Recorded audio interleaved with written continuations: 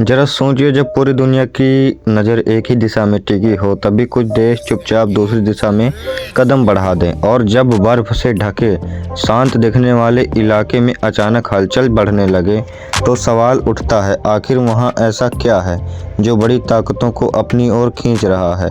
आज हम बात कर रहे हैं आर्कटिक क्षेत्र की, वह इलाका जिसे कभी दुनिया के नक्शे में एक दूर दराज और बेकार जगह माना जाता था। आज वही इलाका वैश्विक राजनीति का नया केंद्र बनता जा रहा है। रूस और चीन दोनों ही देश अब आर्कटिक की ओर तेजी से बढ़ रहे हैं। रूस वहां पहले से मौजूद है, उसके पास लंबा समुद्री तट है और पुराने सैन्य ठिकाने भी। अब रूस उन ठिकानों को फिर से मजबूत कर रहा है, नए बंदरगाह बना रहा है और बर्फ के नीचे छिपे संसाधनों पर अपनी पकड़ बढ़ा रहा है। दूसरी तरफ चीन खुद को निकट आर्कटिक देश बताकर इस क्षेत्र में अपनी मौजूदगी बढ़ा रहा है।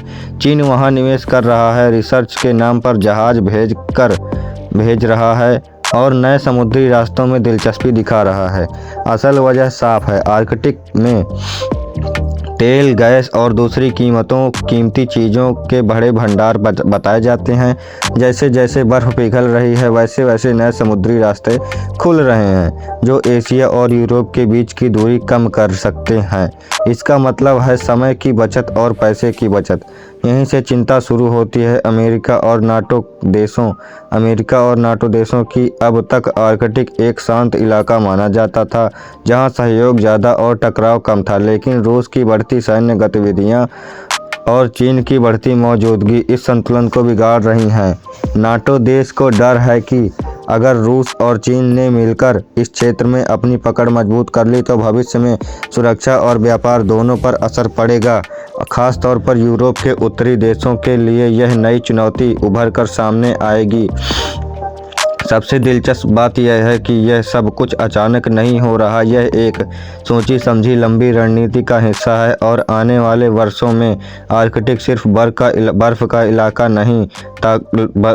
इलाका नहीं रहेगा, बल्कि ताकतवर और प्रभाव की नई जंग का मैदान बन सकता है। अब सवाल है कि दुनिया इस बदलाव को कैसे संभालेगी और क्या यह टकराव आगे जाकर गहराएगा। अगर आपको ऐसी आसान भाषा में गंभीर वैश्विक मुद्दों की साझा समझ चाहिए तो वीडियो को लाइक करें, चैनल को सब्सक्राइब करें और अपनी राय कमेंट में ज़रूर दें। डिस्क्लेमर: यह वीडियो विभिन्न सार्वजनिक स्रोतों और विश्लेषण पर आधारित है। इसका उद्देश्य जानकारी देना है, किसी देश या संस्था के पक्ष में विरोध में राय बनाना नहीं है।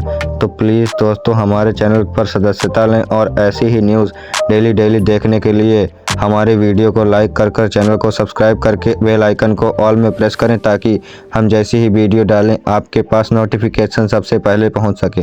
तो दोस्तों, मिलते हैं किसी नेक्स्ट न्यूज़ के साथ, तब तक के लिए जय हिंद, वंदे मातरम।